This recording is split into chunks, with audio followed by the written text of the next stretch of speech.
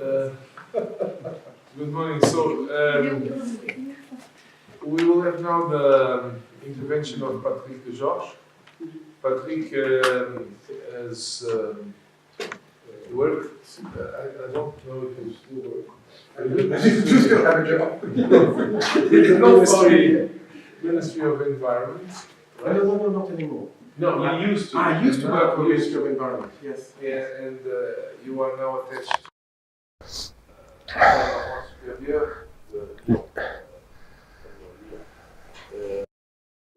Patrick runs he's a philosopher, and he has important reflections on the current debate on what is happening in the planet and global warming and the role of humans in that process.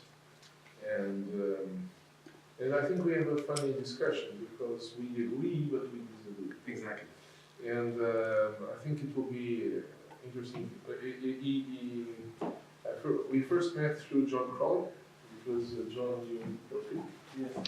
And in a sense there is an attempt to bring together the teams that have been working with him, with our own teams here, and we'll build something together. Okay? So thank you very much for coming here again. We look forward and try not to fall asleep. Thank you, and I'll try not to be sick, because I would like to apologize for my state. I was late, very late last night for a birthday party. Yes, we were very late. So,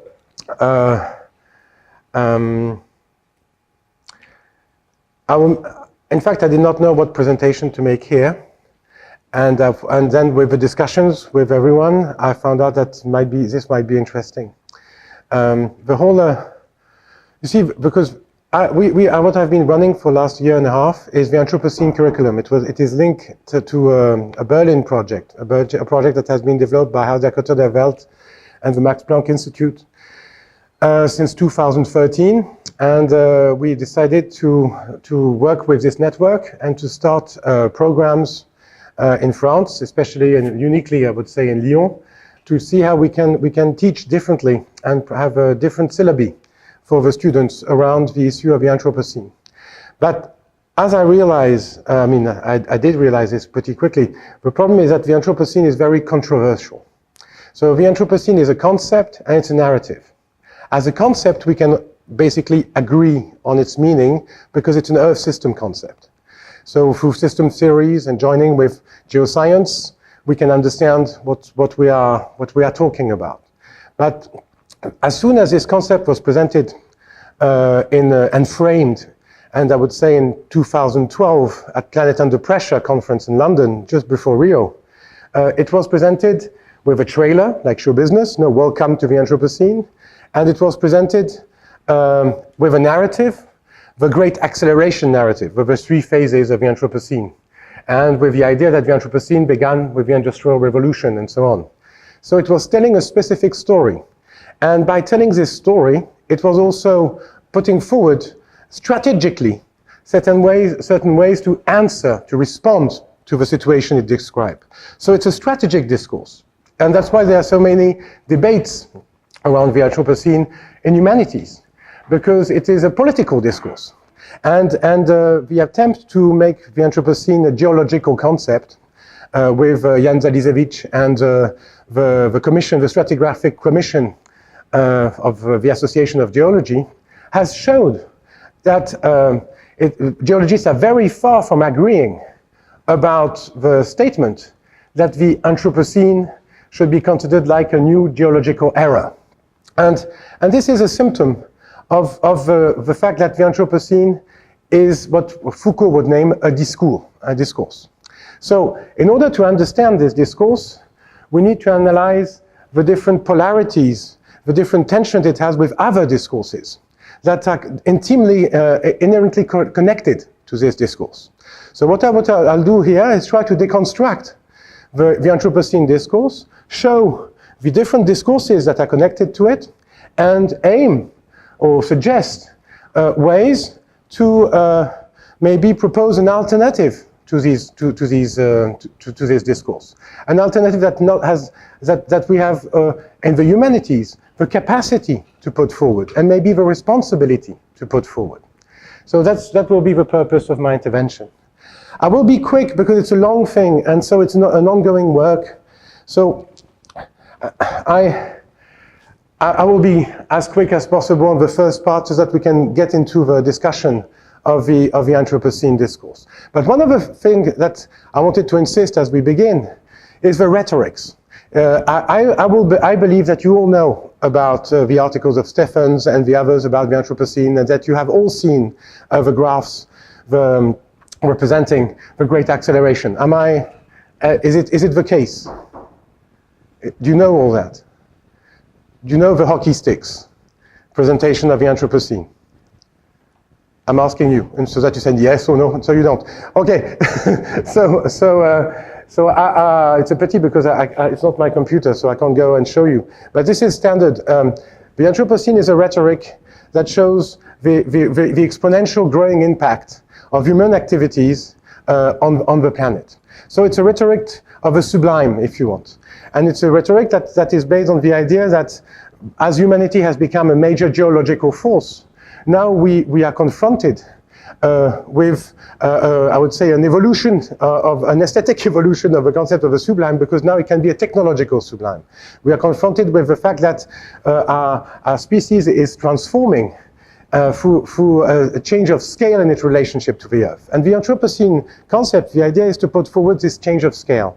So the concept I will go through quickly, but the connection between this concept and the narrative shows us the science fictionality of the Anthropocene discourse. And this is how it is open to different alternatives to tell the story that they put behind what is happening today.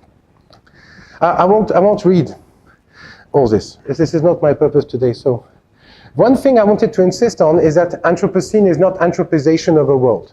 For example, in 60 million years, a geologist of the future, they will find out about the impact of human agriculture through the granulometry of sediments. And so they'll know about the mark, the way human activity has left a mark or a trace in the planet, on the Earth. But this is not what the Anthropocene is about. The Anthropocene is about the fact that human activities are forcing what geosciences now call the Earth system, and therefore taking it to a different state. So it is this change of scale and the fact that the Earth is changing its current, I would say, state, that is the meaning of the Anthropocene. But but I thought that you knew all that. But it is an important point to insist on.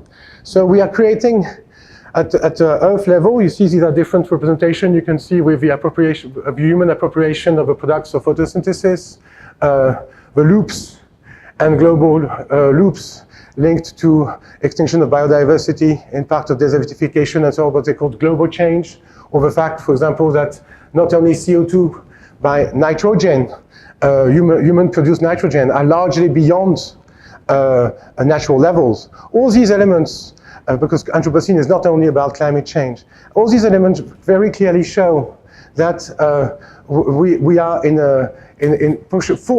pushing the planet into a different state. The idea is that it's not only cumulative, because the Earth system is understood as a non-linear system. So it's not simply the fact that we add elements, it's the fact that we create a perturbation because the whole system is reacting to action in a disproportionate way. And that is a difference also that has to be understood. But this is not what I want to talk about today. One thing I want to insist on is that the Earth system there was a declaration of Amsterdam in the beginning, in 2007, if I remember properly, that preceded the first article by Krutze and by Stephens and others of IGBP around the Anthropocene, that defines the notion of Earth as a system. The idea of defining Earth as a system is the core of the Anthropocene concept. It is the idea that Earth is, you see, this is the current situation of Earth, and this is it's maintained into this position by negative feedback, that what we call today nature. Nature are these negative feedbacks. And in the Anthropocene discourse, human forcing is in fact eroding what they call in the system theory, what we call the resilience of the Earth, the resilience of this situation. So we are eroding this resilience by creating positive feedbacks that are bringing the Earth into a bifurcation, meaning to go into another state. So this is what is the theory that is basically behind the concept of the Anthropocene. And when you see that, the way now it is expressed, it is through the logic of tipping points. And because when you get to a tipping point, it's a point of bifurcation between two states of the system. So you are very counter-adaptive. For example, if you try to adapt in the state that we are now to what is going to be the next state, because you are in fact taking measures of adaptation, which will not enable you to face the new situation the Earth will be in. So that's a big issue in policy also, because if we are really, as we see in the Paris Agreement, playing with tipping points, then the building of policies, and specifically adaptation policies, it becomes very problematic. So that is an issue that we can discuss afterwards, but I believe that one of the big problems that we have in policymaking now is to promote transformative approaches rather than adaptative approaches. And that is because adaptation, understood with the wrong framework, can be counter-adaptative. So that is linked to the systems approach and understanding of the concept of the Anthropocene. And this is a graph from Stefan's. And what we see is that what the Anthropocene concept is facing us with is the possibility of a change of state of the Earth. And so we are situated at this bifurcation point. And so a new story is being told, and this is how the Anthropocene concept connects with the story of a narrative, the strategic narrative that is part of its discourse. And the strategic narrative basically is like substituting to what Bruno Latour used to call the great divide between nature and culture and so on, a new great divide. It's a great divide between modes of life or ways of life. Between modes of life or ways of life that are maintaining the Earth into an habitable state. And these modes of life can be easily understood and even evaluated by ecological assessment, because they are in fact reinforcing negative feedback, maintaining the Earth. And so you have one side of these ways of life, and then you have the other ways of life, the other forms of life, which are in fact encouraging the ongoing forcing, and which are in fact feeding into the positive feedbacks. That is taking the Earth in what Stephens and others call the hothouse Earth scenario, that would make it inhabitable. So now we understand the framing of sustainability also better. Because when we think about sustainability, we have to understand that it is a choice between, like a sovereign choice, between forms of life. The one that we are going to make live, and the one that we should let die, or at least make die. Because and we have also the legitimacy, because it's life and death as Earth magnitude. So here we have a very powerful and very polarizing discourse around sustainability. And this is what the big change, I would say, that the Anthropocene approach brings to sustainable development approach.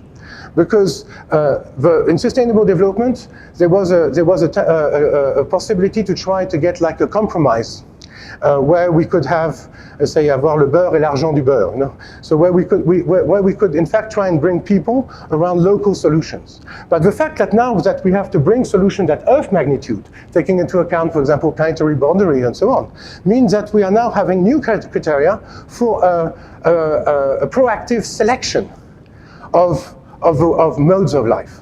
And this is, I believe, and this is what makes a big difference with the kind of policy and Earth policy or planetary policy that are being designed and are going to be implemented in the next years, if we maintain the understanding of the Anthropocene connected with the climate crisis.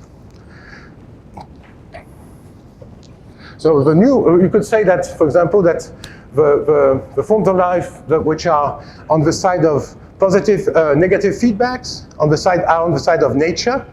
And this corresponds in humanity with what one would call the terrestrial turn. Like you find this with Bruno Latour, he calls us Terrians, others called Tellurians. And then the forms of life that are the enemy of this position are considered in humanity. You find extraterrestrial, alien, alien capitalism. There's a criticism about alien capitalism because it is in fact taking the Earth into a different state. So some people could diagnose it that way, or even, for example, Latour, he has a tendency to say that they are the Terrians and they are the humans. So it's also a way to redefine what it means to be human. So here, for this discourse, we have a redefinition of power, of geopower. We have a redefinition of what it means to be human. We have a criteria to judge policies and politics at Earth magnitude, and to make very, I would say, very singular differences between what is worthwhile keeping, legitimate, and not. So I think that's the dispositif of this discourse. So it is very important to understand the implications, and that is what I'm going to try and discuss with you if I have time today. So I will be quick on that. So you see, when you take the last report of the IPCC in October 2018, the last report was then projected about trajectory courses and the implication of emissions if these countries follow the current trend of emissions. And you see that we are clearly beyond what the IPCC has agreed on in policy way, beyond the 2 degrees Celsius, beyond the tipping limit, where the Earth would be taken, if you listen to the concept, beyond its manageable state. So, because with the positive feedback, now we're getting into the story, because the positive feedback will not be manageable anymore. So, we are in a situation where the catastrophe has already happened, so there's a necessity to act. We have very short time to act, that is setting the stage, and we need to curve in a radical way, and that's why they call it a non-linear change. We need to curve in a radical way the way our countries are organized, the way relations of economic relations are organized, in order to put into place drastic decarbonation policies or geoengineering. This is basically what the discourse of the Anthropocene is taking us to. And when you have a look at the way climate policies are presented, you have mitigation, adaptation, and geoengineering. So we are clearly going to this third level of action on Earth. Even if there had been a moratorium for some time, you can see the logic of this. If we can't adapt to the Earth, because we can't adapt to this change of system, we have to adapt the Earth to us.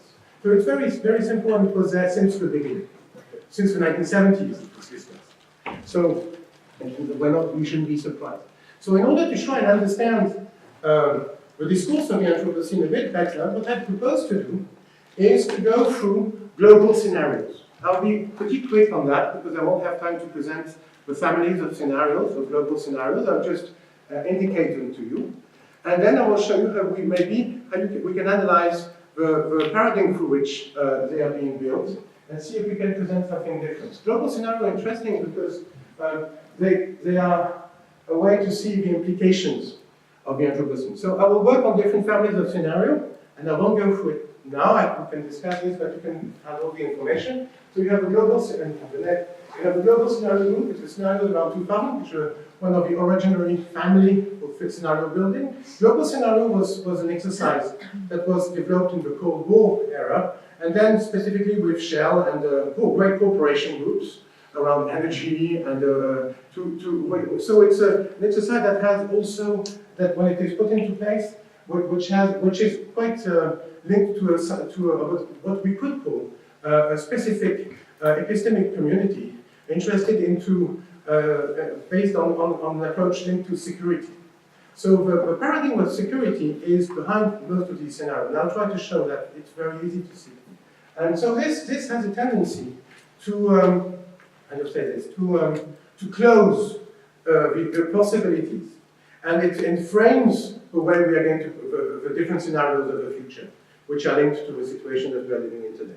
So here you have the taxonomy that is proposed by the global scenario group, and you can read, and then I'm going to show you afterwards, so I don't need to deconstruct. Here is the other group of scenarios that I'm going to be presenting. I don't have time really very much to go, but these are the IPCC scenarios on climate change. And you can see that these scenarios, you see, are structured with economy, if they're more or less a regional solution or a global solution, if they're more or less proactive environmentally, and so on. So these are structuring the storylines. And but one of the specificity of this, because I only chose these kind of scenarios because they integrate the environmental dimension. So one of the specificity of the stress scenarios is that they are correlated with potential emissions, as you know. But I think you know all that, so I'm not going to lose so much time explaining this. And the other group of scenarios I've been working on is the Millennium Assessment scenarios, 2005. And you can see that these scenarios are structured basically in the same way, logically speaking, and are based on trade-off between, you can see the trade-offs between the different ecosystem services if we go from one scenario to another. And I will also be using the World Economic Forum scenario, that I have not presented them, but you'll see the projection. And in order to distinguish these different scenarios, I'll be also using the prospective approach, the future study approach of the three horizons. The three horizons, in fact, is a way to distinguish different approach to the future. And so the first, what is called first horizon simply, is very simple. The first horizon is the dominant paradigm. The second horizon is innovation paradigm. For example, long-lasting light bulbs we were discussing yesterday. This is innovation. Or electric cars as an innovative solution, for example. So this has a tendency to try to help the dominant paradigm to adjust. So that's the second horizon, lots of investment into what we call innovation. And the third horizon is a different vision, it's a different paradigm. So it exists as pockets of future in the present, in different, let's say, ecotopias, alternative ways of life, different vision, different way to reorganize society. But it only can become mainstream when, in fact, we understand that innovation won't do the job we were expecting. But you can use this for all sorts of future approaches and domains. But I'm going to use it in order to, you see, I'm using it in order to try to make a distinction between different kinds of scenarios. What I try to do is to use all these different scenarios, Millennium Assessment, Global Scenario Group, Stress, World Economic Forum scenario, and try to create one grid where we could see how they position themselves. So the elements, the structural elements, you see, this is the global environmental outlook scenarios that are integrated through the axis here. So you can see that they are structured around, I would say, the sensitivity to environmental measures. They're more or less environmental, taking this into account. They're linked to different kinds of technology.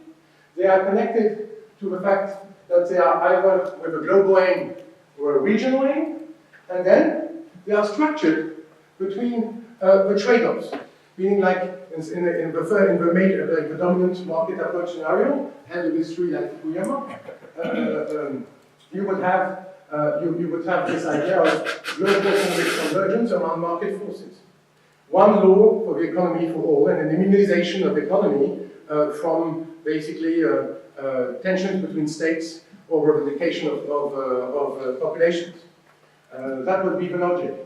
Then, if you take, for example, here, clearly in a tension with this scenario and resisting to it, you have scenarios which are more local, more based on community, and which are based on different approach to technology, but they do not raise to, I would say, to the challenge of the Anthropocene. Because you see, if you work at community level, and if you work only at the local level, here it's the security approach, where you have states which are backing, let me say this in English, states who are putting forward, in fact, consolidation of the territorial approach, the fragmentation of the world order, based on the fragmentation of the world order. So either here you have something which is like Pacific recentering around eco-communities. Here you will have a strong coercive state approach to territory. But from these points here, it is very clear, and you can see with emissions, that we are in fact not responding to the challenge of the Anthropocene because we have to think at Earth magnitude. So this won't work.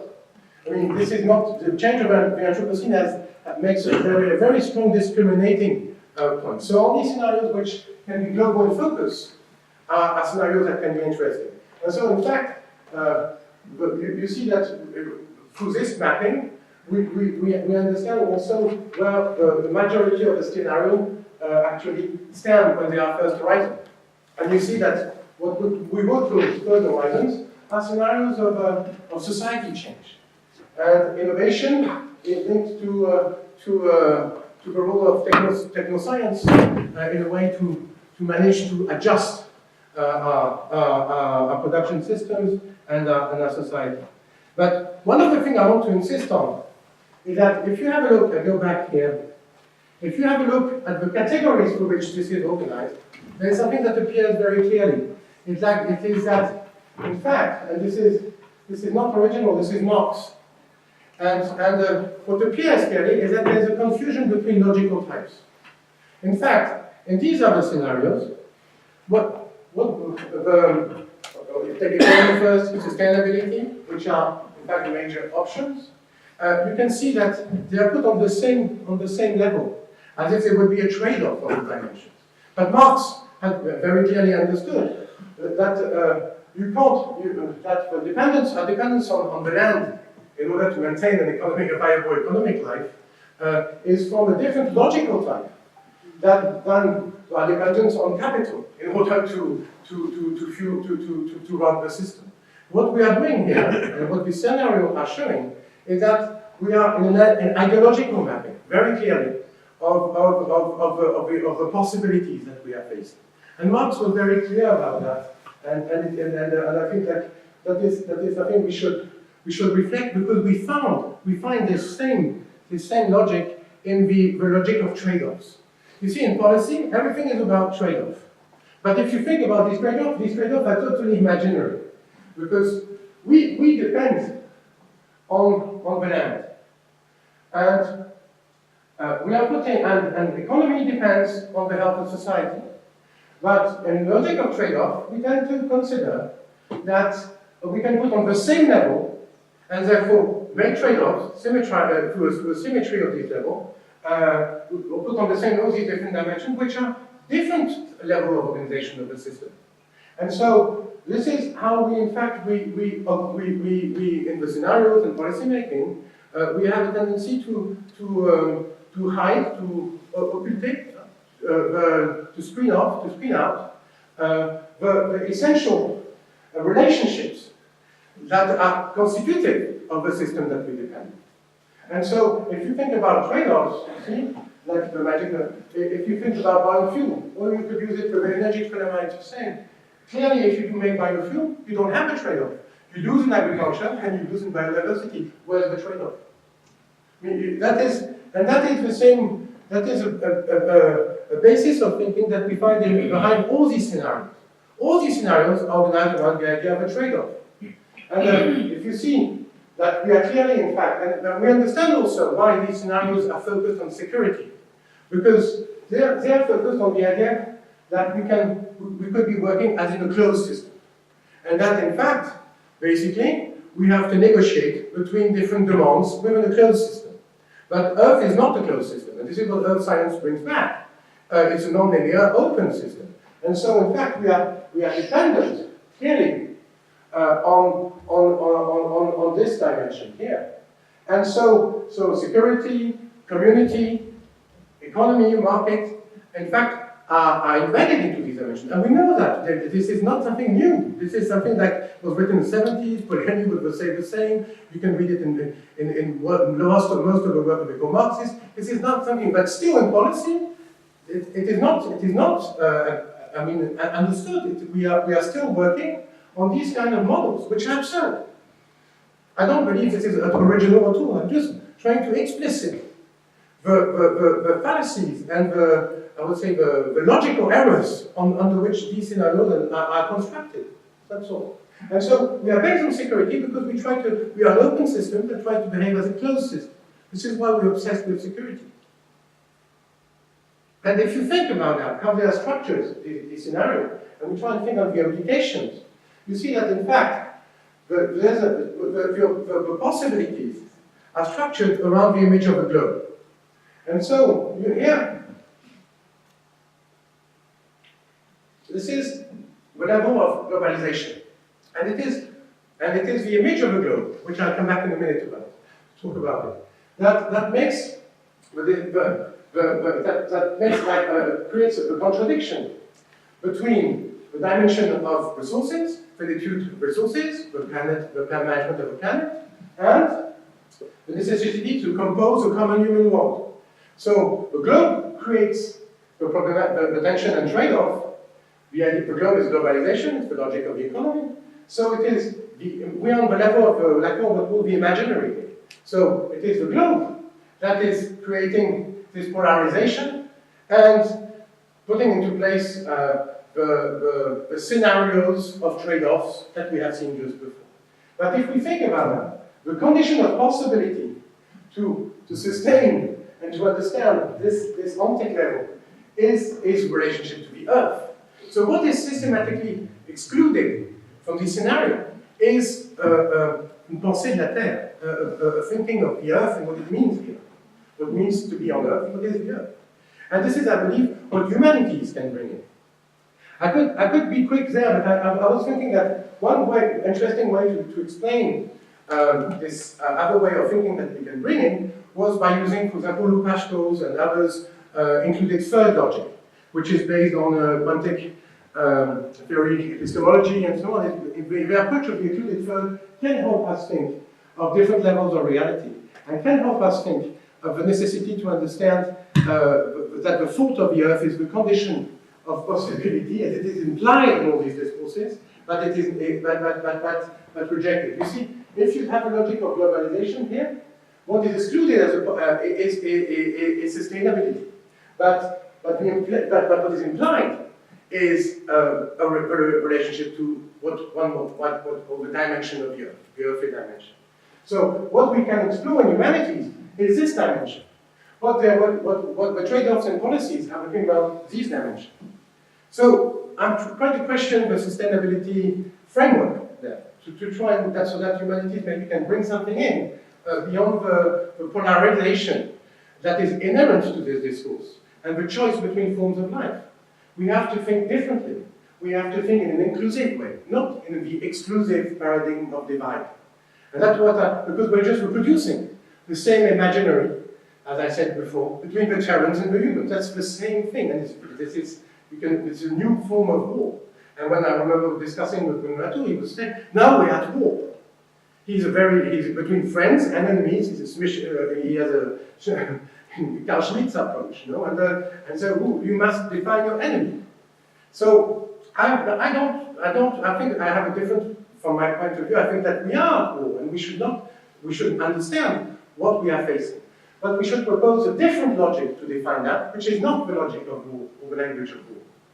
But I don't have very much time to go through this, because I want to show you something else. But now you see, I try to reorganize these scenarios through the logic of inclusive Earth. So I reorganized this in a way that we could see how these scenarios position themselves if we change the logic. If we don't have a diagram which is expliciting the inherent logic of these scenarios, but if we try to think through an approach whether that would be including Earth as a possibility, as a dimension. And therefore thinking in a really systemic way. So you see, it's you'll find out because you can read, and I don't need to explain all this. So you see, so here, that is how I propose to structure, and here will be the cosmobiopolitics. This would be the idea to have the inclusion of the politics of the Earth. And so let's see how, you see, and here, I think the Anthropocene discourse, basically, the classical official Anthropocene discourse, is a security discourse. So I put together all the scenarios which are focused on security, on discourse, on planetary security on discourse. So here, I try to explicit the logic. Here you have a globe, and from this, you have the different dimensions that I explained a bit earlier. And here you have the Earth. So if you try to play the game of positioning the scenarios, you see that most of the scenarios, except maybe the new sustainability paradigm, but this is a mysterious scenario. It's difficult to understand precisely. It's more like an expression of hope in the Raskin group of scenario, the first group of scenario, global scenario that I showed. But apart from this one, that is connecting social, deep, radical social change, cultural change at the global, at the planetary level, but it does not really explain how it happens. Apart from this one, most of the scenarios are excluding, official scenarios, are outside of what would be a policy or politics of the Earth. And I'm quoting here Bruno Latour because in his lessons that he did in Edinburgh, before the book Facing Gaia, the lesson that he did, I forgot in English, never mind. So in his lessons, I take a quote from the prior version. He insists on the fact that, and I agree very much with that, is that in order to explore this dimension of the Earth, which is emerging to the deep of Gaia, in fact, the concepts that we're using are provincial, they are concepts linked to management, they are concepts what I believe are linked to security, they are concepts that cannot take in this dimension, that exclude it a priori. So, how can we open speculatively possibilities to think this dimension? And so, if we see the capital now, we forget about scenarios, and we see, I try here to map through this new approach, I mean this new reorganization, here we have cosmobiopolitics, I try to map the discourse from humanities. And so the humanities discourse, this is not scenario, this is a humanities discourse. And we can see that it fits in pretty, pretty clearly. And in this area here, in the Earth dimension, the Earth politics dimension, there are lots of discourse which are populating this possibility. So we have plenty of ways to be able to imagine and envision an open speculative path for policy. But these come from humanities. If we have a look at, and this is what I believe is interesting to make understand to policymakers. See, I did this to talk with policymakers, and to show them that humanities are a source of inspiration, and they should be taken into policy design and politics to face the issues that we are working on. And so now we can understand the relationship between these different discourses, and we could also try and map the different types. Now we go in humanities, so we could also try and start and map the ways of relating to nature. But this is not the purpose of this presentation. But what we can see here is what we can see here is the structure of analysis of these different discourses. The discourse of the Anthropocene is here, through a chip of a planet. I'm just quoting, basically. And we can see the relationship between this discourse. You see very clearly that there's collusion between these two dimensions of discourse. This area of market forces or market globalism and planetary security. Collusion is very strong here. And the major opposition, the structure of opposition that you have here, with, for example, I would say Naomi Klein's position saying like this changes everything, climate versus capital, and all the discourse that gather there, they are clearly in tension with this dimension here, and a discord with this dimension here. So there's a discord here, and here there is a contradiction, a resistance. So strategically, they are positioned here. And you could say that they are personage more if you want, but that's the second discussion. And you can see that the discourse of the partnership with the Earth is in a relation of strong antagonism. It is the one which is excluded by this structural approach, the dominant discourse. Excluded this fourth part. So here you have a strong antagonism. But here, between partnership with the Earth and composition of the world, you clearly have conciliation and common parts. So the tensions, the strategic relationship between the discourse appear pretty clearly. I will not be too long now, but I will show you how we could read the diagram and use it in a heuristic way, and what could we do with it. Maybe for agenda research, for poetical criticism, for, I don't know, we have to discuss that. But I'll be quick. So, one way of reading it, the diagram I'm going to show you. I won't have time to go into the next slide because there's too much text and it's not really useful. But for us now. But to read this diagram, I will show that the tension that I showed between appropriation of the globe and composition of the world, I'll just make a genealogy of these discourses, of these relationships. Because these are there's the intertext of these discourses. So what is the intertext? So I'm just going to pinpoint the intertext of these different discourses and then show you how we can read it, and then open the possibility of using it in a heuristic way, and then I'll stop because it will be too long. So the first intertext is Marxist, clearly. It is the intertext of fighting the world market and reclaiming the world in a free way. So it's the discourse of the original discourse of what Badiou would call the idea of communism. And that is clearly the base of this, the origin and the genealogy of this. But of course, the Anthropocene, as Vikash Chakrabarti has immediately shown, it destabilizes this 19th century approach where we are focused on freedom, human freedom. Because it shows, for example, that if we would have had the ideal productive productivity logic applied to everyone, then we would be in an even worse situation than we are today. So the Anthropocene has a tendency to change, to create some estrangement from these discourses. And but this is the origin, I would say, of the first logic, the first intertext. The second intertext is from world history to planetary government. So it's the extension of a rotundity of the Earth. And I have fun here, because this is a text from 2005 from Tutsen. You know, it's about the new sustainability paradigm linked to the Anthropocene discourse. And this is a text from Denis de Rougemont. Denis de Rougemont wrote this in 1945, just after the atomic bomb exploded on Hiroshima, and was drawing conclusions, which are very, very similar in the logic than the one that we can read here about the new sustainability approach. So that's an idea of the inherent argumentation.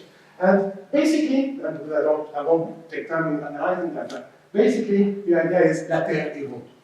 That's the basic idea. And so the approach here of planetary government is a way to explicit this understanding through Earth system approach that la terre est ronde. Earth is round. And so if Earth is round, what you do comes back to you. Basically, that's the principle argument. And then you can see that even he is calling a Rougemont for a revolution which would be even bigger than the Renaissance revolution. And here you have the same idea that we are in the necessity of something which would be a new composition revolution and so on. There's the same rhetoric of self-reflexivity linked to the understanding of the rotundity of the Earth. And if you take the other text, from planetary government to partnership with the Earth. So I just quoted a few texts here, some are in French, but I'll just give you the different angles through which we can understand how we can get there. I chose Michel Serres, Latour, and Sloterdijk as possibilities to illustrate this. That it's not, I could have chosen other people. So Michel Serres talks about the Earth as a transcendental of relations. So here we have one of the meaning of addressing the Earth. So it's the idea that we are facing transcendental damage. So, because it means that in the Kantian sense, basically it's the idea that by destroying the way nature favors the exercise of our faculty, we are in fact diminishing our humanity and our cognitive capacity and our capacity for human development and spiritual development. So there's a transcendental approach here which is interesting. That should take time to develop. It's the idea of Michel Serres also of creating a new waffle, which is not only a loaf that you eat, but which is a new world institution that would represent water, fire, air, earth, and life, the living beings, in order to create a new peace, a new relationship with the Earth, and that would replace the Westphalian approach to the UN that we have today. You have other discourse around Gaia, of course, in the form of not a closed system but a geohistory, therefore an open approach, and so taking us out of the security understanding. And here you have Sloterdijk thinking about a new way to address technology and to create a hybrid Earth through homeotechnics or ecomimetics and so on. So it's a different approach but through understanding of technology. And there's another way to understand this cosmobiotic dimension is also through the relationship with two traditional knowledges. And for example, this is Pachamama, and we can very clearly see that there are postmodern propositions that are made, and which are supported in alliance with indigenous people and indigenous cultures, not only from, so it doesn't come on, the criticism of this situation does not only come from humanities, it also comes from alliance with traditional cultures and indigenous people. And in France, we have been working in last September with Kogi shaman, Kogi Mama, coming from the Sierra Nevada de Santa Marta in Colombia. And they came, they asked to come, and we were like 25 scientists working with these three mama, I mean 2 mama and 1 saga, around cross-diagnosis of confronting our understanding of the French territory. And that was very, very enlightening. We had artists work on the imaging of representation, and we managed to develop like an integrative approach, thanks to the way the shaman were, I would say, operating a mediation between our different fragmented knowledge of the territory. That was very interesting. It's a methodology of work that is based on a different relationship to knowledge. A knowledge to care, not a knowledge to control. But when you do it effectively, it really has a transformative dimension. So this is another way to see how we can work. And if we focus on humanity, this is I try to represent the suggestion of Michael Epstein in Transformative Humanity, and he insists very clearly that this is another way to try and promote what we can do, telling that in fact sciences and technoscience or social science and economics are conditioned by the capacity to transform culture.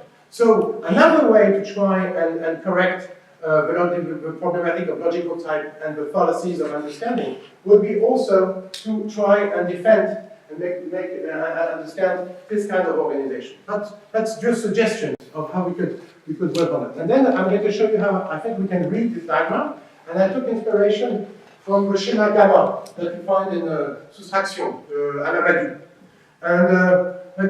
And I thought that it was a good way to illustrate it, because so I'm going to show you how we can read the diagram.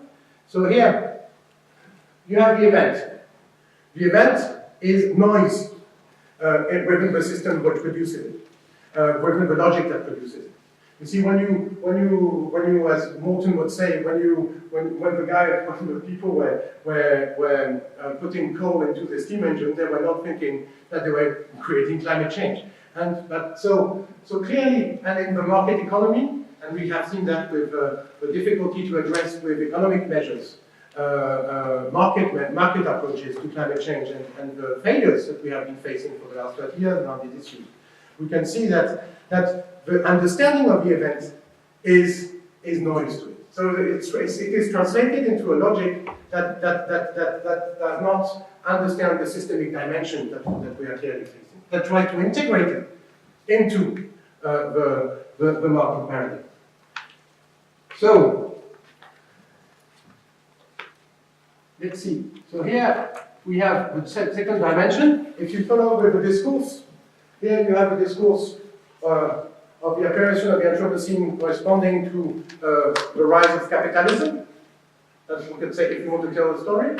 And here you have the understanding that of the event. And the understanding of the event happens like contesting the global approach by a world approach. Suddenly you have this, chez Hannah Arendt, for example, you have this contestation, and suddenly the idea of a world is put forward because it is the destruction of a world. Globalism is destruction of the world.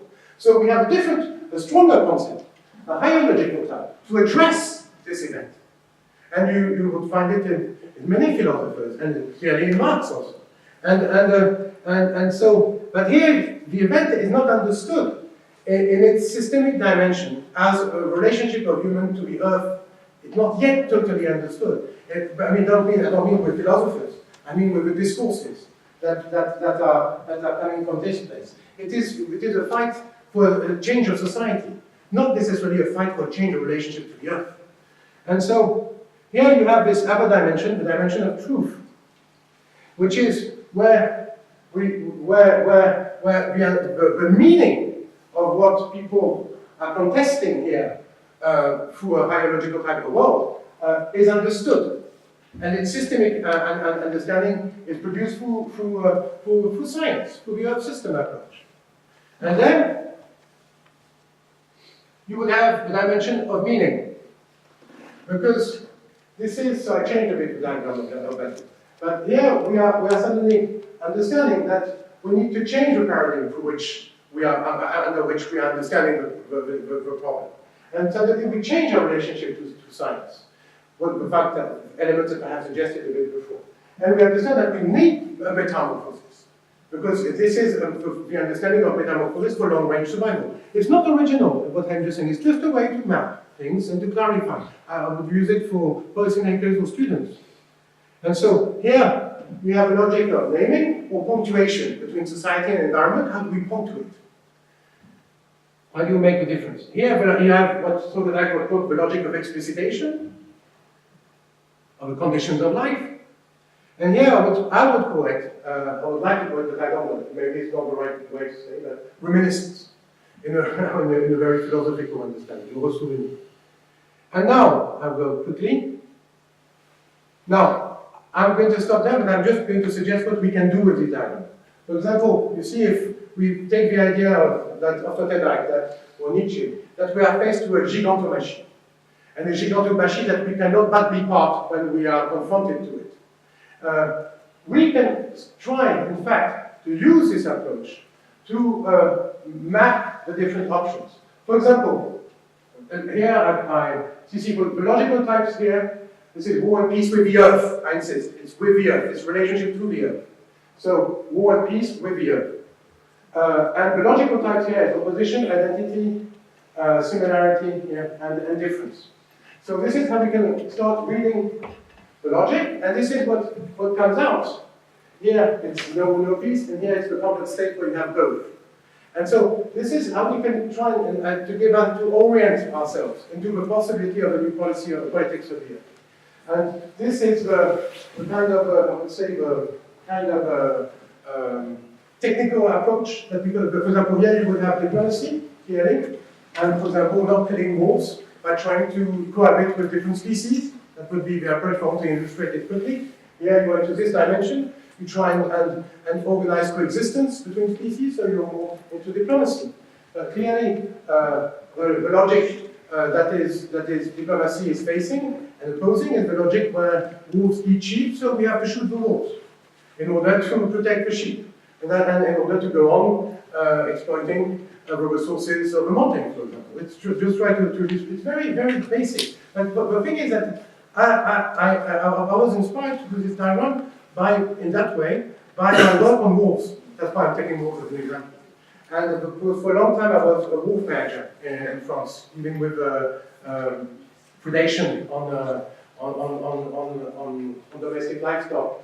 And this is a big issue, but it is a very symbolic and symptomatic issue. So you can read a lot of things into wolves.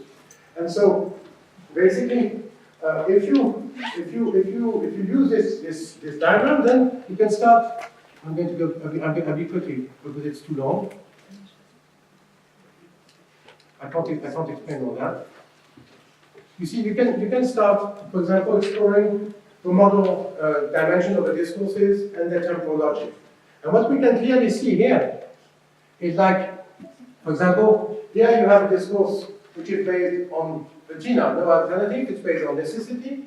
Then the position is clearly based on the idea that capitalism will not be the solution, and so it will adapt out of existence because it's possible not to be into the system. It's very simple, very clear. And as it's not in the past, it is now, it's happening. And what is not in the future, but from a different angle, is the possibility to adapt this discourse into a sustainable approach to the planet. But the discourse which is excluded is this one. It's the impossible future. It is the intrusion of Gaia. And that's how I made sense of for example, what Latour was telling us about the necessity of a metanoia. The idea, you see in French we have two words to talk about the future. We call the future l'avenir, which is not le futur. Le futur is a declination of the past. The future can be deterministically understood in its relationship to what has happened. But so we don't have a future, basically, if we project the Anthropocene trajectories. So we have no future here. But that's why it's impossible. But we have an avenir. But in order to face this avenir, we have to operate a conversion and a change of level, a metanoia. That's what Latour suggests. And he uses he refers to Paul Klee, and Walter Benjamin's reference to Paul Klee in the thesis on history, to try and make us reflect on what that could mean. Meaning that he said the angel would stop looking at the disaster of progress, and the face of the angel would be, he would turn around and suddenly face what is coming. And he would have the same face. And so he tries us to help us to understand that this here is not on the same level. We need a transformation of point of view. But this can go on because I have 10 or 15 diagrams. And so there's about geopower, about processes of subjectivization, and so on. And to illustrate the possibility to use this. So there are plenty. But I'm not going to bore you with so many things, and it's long. But I think, so my idea around these things is that we can use it for education. I'm doing that for my students to help them understand better the different dimensions. So I think it's good for a curriculum Anthropocene. This is what we do. It can be good for policy making. It can be good for exercise of global scenarios. It would be interesting, for example, to launch a global scenario exercise with indigenous people. Why not? And humanity, based on this kind of approach. About the idea that we are reframing the logic, criticizing the implications of the presuppositions of the existing paradigm that, in fact, forecloses these possibilities, and therefore proposing alternative scenarios. We have largely the capacity to do that. Why not start something with the UN around this possibility, and alliance with indigenous peoples? They are already mobilizing themselves everywhere. This would be a way to give recognition and to have an interesting coalition. This can be used for also to help policymakers analyze their policy. Because if you go back to the go back here. It's too long. If you go back here, for example, we can clearly see that you can map, for example, biodiversity policies. Here you have the point of view of the farmers. Here you have the point of view of those that think that the wolf is like a res sacrae. That you have this dimension that the wolf is we say, only the mountains, as Adolfo Leopold would say, understand the howl of a wolf. So this is, I would say, the cosmic dimension of a wolf. And here, and this is a part of political reaction, here you would have people who are more into defending not the wolf as a cosmic or planetary or earth symbol, but which are trying to organize coexistence between different species in the same habitat. So this is like what we call the res communis in Latin. And here you would have a res publica trying to maintain public order in the face of environmental threats and tensions, which is what happens with, for example, mayors and state officials confronted with conflicts around wolf management. So you see, you can, in fact, and here you would have a polarity where you would have here more culture, the culture here, or the domestic here, you would have the wilderness on the other side. And so you can structure and analyze these policies and scale them up at Earth magnitude. And so this is what we're trying to do with sociology and with friends. We are working we're using the Grand Débat in France today to have a quick questionnaire around people, for example, on energy policy. You see, if you think energy policy, here you have fossil fuels, here you have renewables, and you can start mapping the different strategies that are proposed for transition, energy transition.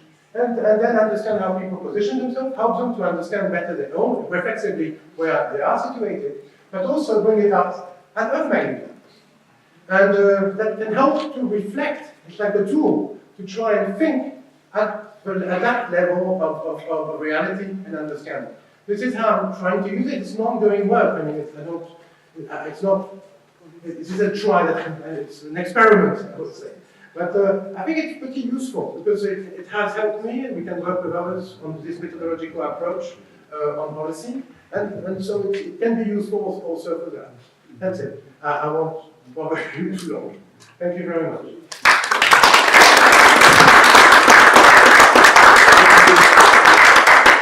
Thank you very much for this very interesting presentation. I have quite comments or questions. Yes, So, thank you for this very, very rich and informative presentation, which actually presented more material than I could ingest as we're going along. And still in all, I think there was a brilliant tour de force. What I like is the way in which you are looking at diverse systems and trying to map them into a singular system, which is a task that I think is essential first step to any kind of progress in this kind of concern. Thinking, going back to the three horizons that you mentioned, and I think that the neoliberal view would characterize in general, or mostly, the outlook or the administrative position of universities. And I think, I work in an engineering school, and I would say that the second horizon, the innovative, techno-optimistic horizon is their absolute obsession, and they can't think outside of that. And so it seems to me that we have an invidious partnership in the universities between this neoliberal polity and the techno-optimism innovation paradigm. And it's sort of squeezing the humanities. And so it also structures research and the opportunities for research. It also works to structure the curriculum and the kinds of courses. And so within the university, where most of us are working, we have these kind of specific sort of barriers to this. Now, I like the sort of recognition of the agonistic and polarization of this, and how you're sort of building it into a dialectical exchange, which can be fruitful. But you end with kind of an optimistic tone. You think we can work together and sort of do this. And my question is, well, in the context of the modern research university, it seems that this is just going to be delegated to one research project alongside others, and it's not going to have the transformative potential that I think is what you're talking about. So I'm wondering if, just in the context of this very practical setting, what thoughts you have. I agree with what you said. Yeah. You see, for a long time, I tried to change things from within through subversions. Yeah. I mean, humble subversion. But I never would have guessed. we had a doctrine around that, but we have filmed that. That's not good. We call it invisible subversion, because it is an approach where in fact they don't understand what's happening, and something different is being put into place. And but I don't think it is really possible to do what as you say, within the university as it exists today. And this is something I'm confronted now, even existentially and professionally, because I quit the ministry in order to find a place, an institutional coherence in order to put this kind of approach forward. Then the École Normale Supérieure now, in fact, does not understand what is the kind of research that we have to do. So what we are working on right now is, in fact, creating a new kind of institution through scientific groups, but we are looking for different partners. For example, we have created a partnership with a territory named in the Drôme area, where we work with the Chavannes, with the Colombian authorities in France. And we are developing with them a territory lab, so that the territory would be a teaching territory, a learning territory. So the inhabitants are involved, the farmers are involved, the guy who grow aromatic plants are involved, and we work with them in order to, not in order to study them, because this is not our purpose, but to learn with them, not from them, not even, but to define with them new programs of approaches of research that we can put together so that we empower them with our strategic capacities that we have. But we lack a territory, we lack masonry. We have the capacity to make strong resources, but we don't know, but we don't have the roots. So that's why we're working with the territory. And this is a different organization that is happening. The territory is structuring itself around this idea of a territory lab, and it's making it maybe economically viable, where people can come from everywhere and be taught on this territory. So we have this approach there. So we think that now with my colleagues, we are quite a few now, we're thinking that we should, for example, we discussed with others to have an alternative to public finance of research. Most of the public finance of research goes to what I would call high-tech innovation or green techs. And this is like this, no? There's a year. And they only see that. I know, from my point of view in the ministry, I could not change this because the only thing that we were asking for was this kind of technology, this kind of approach, this second horizon approach. Further horizon approach are not supported by the public, though this should be the meaning of public funding, basically. We should not be funding green tech. We should be funding further horizon approach. This is the meaning of public funding. Green tech can be funded by private funds. That's not our purpose. And so, but we're not. We're subsidizing conventional and high-tech approaches. So what we are thinking is that we are trying to put into place a cooperative approach to research, where we could be independent in financing our research and get partners from the private sector or from territory or regional approach who want to fund this different kind of research and these different subjects that we are working on.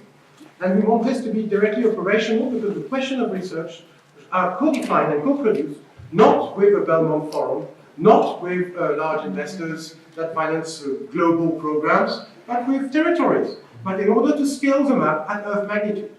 And we think that we can do this also with intimidation platforms, algorithm intimidation platforms, if we territorialize it. So we are working on projects in order to territorialize these platforms. And so that people can get an awareness of the ecological meaning of the living in the territory, of the way of inhabiting the territory. And so the project is to have a universal platform, but at the level of the territory.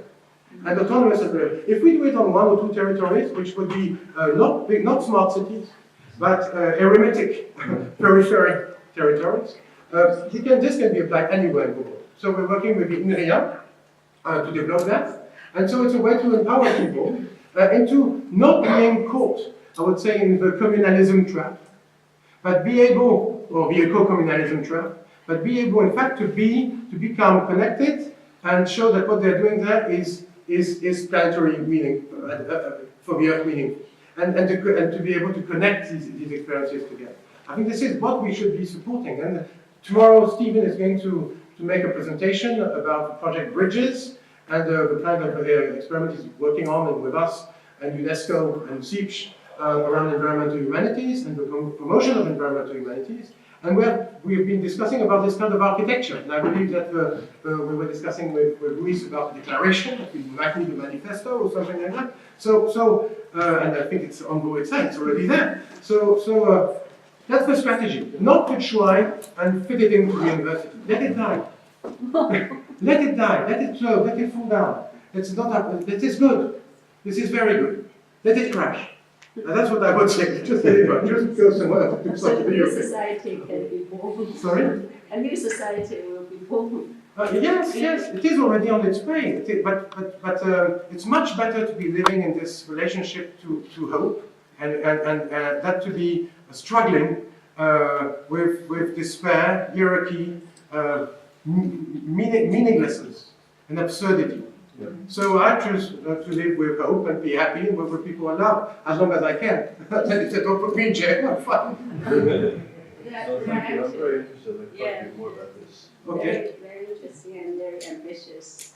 And actually, there are two cases in China, two former university presidents actually tried to subvert, they find it difficult to subvert from within in Fukushima. So they started their own university.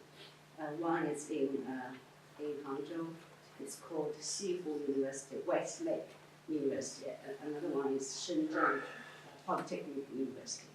If you're interested. Very much. Yeah, I So are we, this is very interesting. yeah, Very I will interesting. put you in touch with them. With great pleasure. And especially, like, Two of them are scientists, top scientists in China. That's very But they want to have a new mode of university in China. So it's a different kind of perspective and landscape here. it's very interesting. We have a paper coming out with a conversation in French, no? On this, saying that the content, showing that the universities are in fact an obstacle for social transformation. So we need to get out of this model and create new kind of universities. So we would be very much And remember, interested in they connecting are with them. former presidents of top universities in China. Yeah, two of them. And we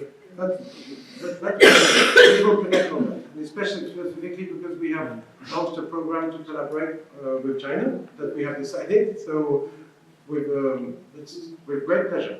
Thank you. Anyone else? I think this is very, very interesting. And of course, this discussion on the universities, I think many of us are fed up with the institutions we are in, but I would still argue one thing: we need to create alternative spaces. I think we are in one of those spaces, but we still have to stay with the system. Yes. Because this, I look at the process, if you want to compare, for example, in the Middle Ages, all the novelties came from people that in different moments were persecuted by the church. Yes. But they were capable of producing transformation because ultimately they helped the church changing. Like Egypt, for example. No, but it's true because the way the society perceives the university today is no longer the universities. This is part of the problem. In the moment when all the collapse, there's more and more this idea that salvation will come through knowledge, and knowledge is conveyed and structured by the universities. And in this process, the universities become McDonald's. And we are trying to serve food. People understand food is needed. They think the restaurant is McDonald's. And if we simply say McDonald's no, they will not listen to us. So this is the thing.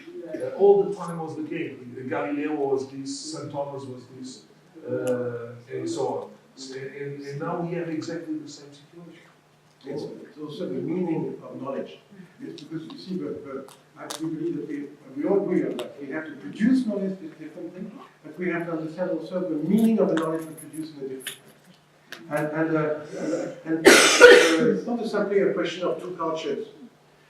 It's beyond that, because both cultures are as inadequate. If we take into account the earth dimension. And we can feel it. I mean, we can feel it, and that's important feeling, I think.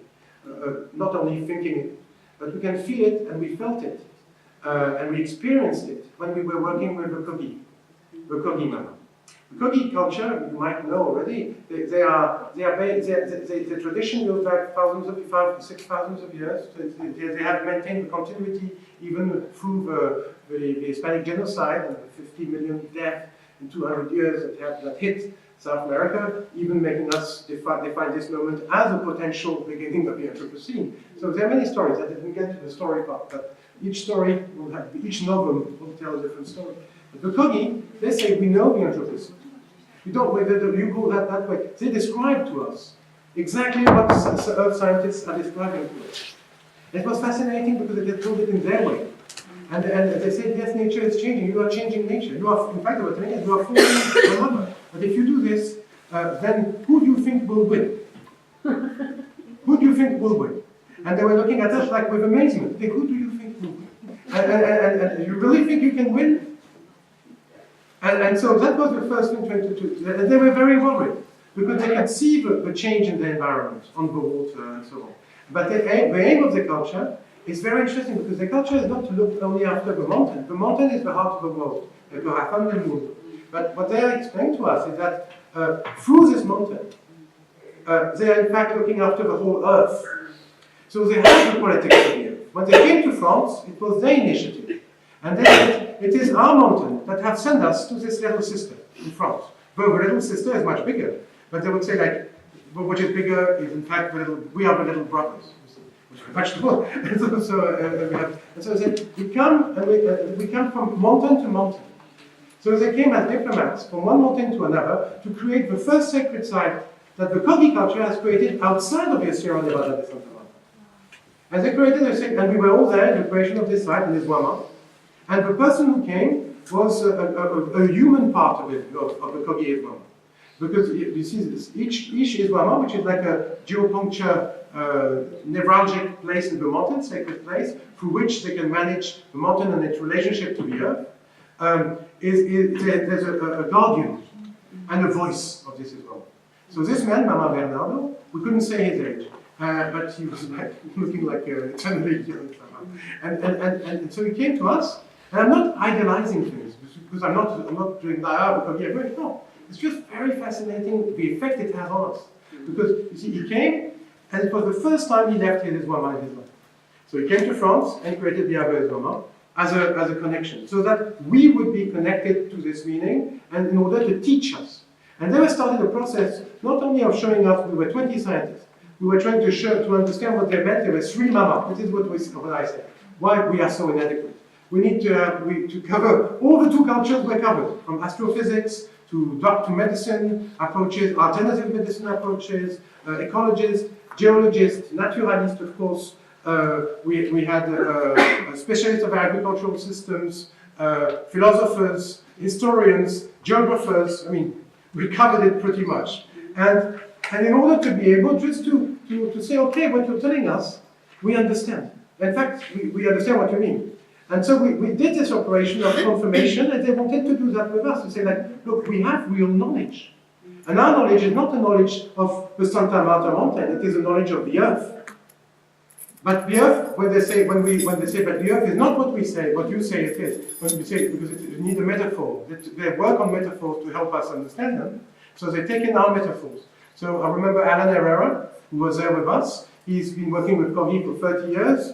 And sometimes for Monty Python too, but in between, he's been making 2 or 3 movies with the Kogi, and I advise that you see the movie named Aluna, which is a very beautiful movie, and it's on YouTube, so you can see it. And Alan Herrera was telling me about the fact that when he was talking with the translators, they have been trained in order to transmit their secrets.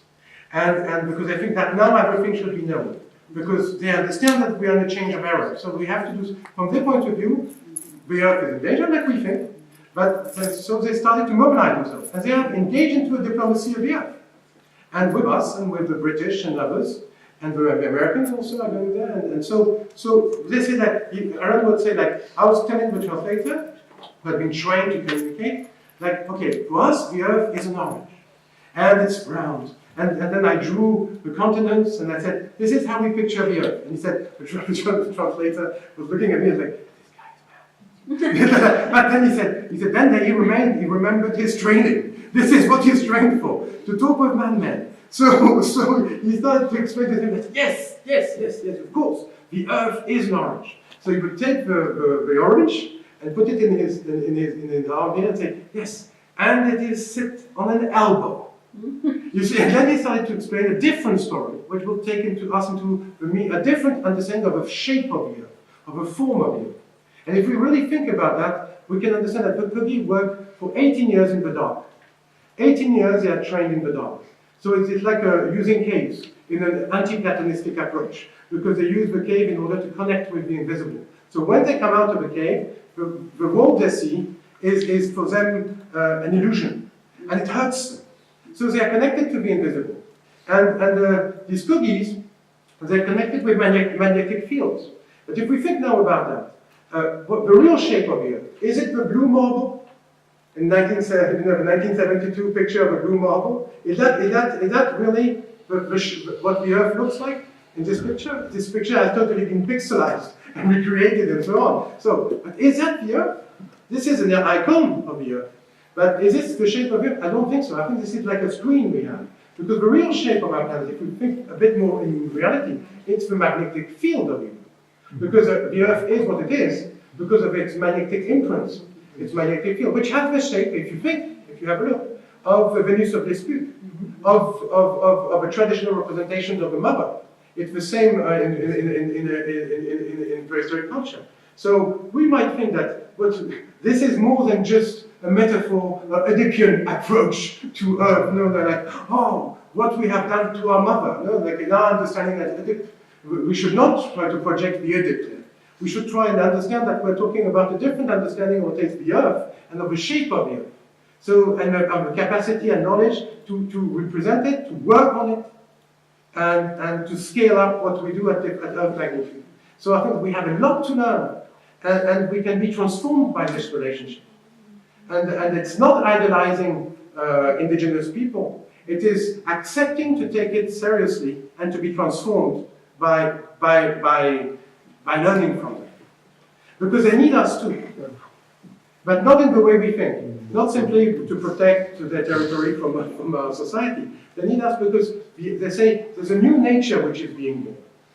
So we have to adapt, to change our knowledges, to create new knowledges. And we need to know what you have done, because we don't know, we don't have this knowledge. So we need to create together new kinds of knowledge. So this could be a way to get out also of university, to create alternative approaches. Thank you. I think we have to do the break.